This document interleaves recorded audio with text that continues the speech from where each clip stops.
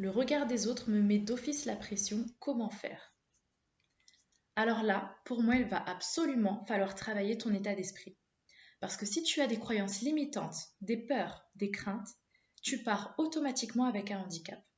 Mais c'est normal d'avoir des peurs, c'est un sentiment humain, ce n'est pas un problème. Il faut simplement que tu te poses la question suivante.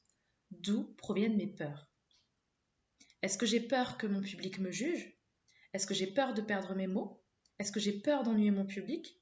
Et en fonction de cette réponse, il faudra par contre, là, passer à l'action. Si tu as peur, c'est que ton public te juge. J'ai envie que tu te poses la question suivante. Est-ce que toi, quand tu fais partie d'un public, tu es négatif? Est-ce que tu émets des jugements? Non?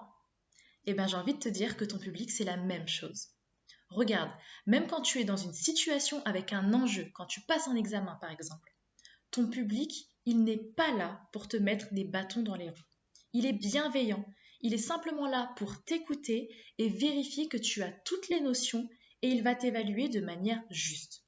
Alors imagine-toi dans une situation professionnelle où ce que tu vas présenter ne va même pas remettre ta place en jeu.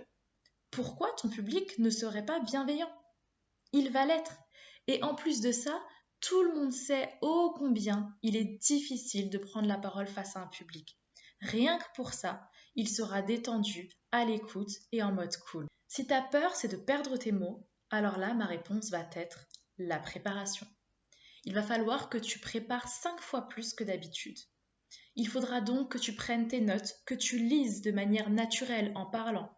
Ensuite, que tu fasses l'exercice sans tes notes, que tu t'enregistres, que tu t'écoutes, que tu t'enregistres de nouveau et que tu t'écoutes encore, que tu répètes l'exercice jusqu'à ce que ça puisse être fluide et surtout que tu puisses bien retenir toutes les idées que tu souhaites émettre. Si ta crainte c'est d'ennuyer ton public, alors là la clé va se trouver une fois de plus dans ta préparation. Il va falloir que tu t'entraînes à varier ton ton, à marquer des pauses, à parler fort, à être dynamique. Et tout ça pour que le rythme soit agréable pour ton public.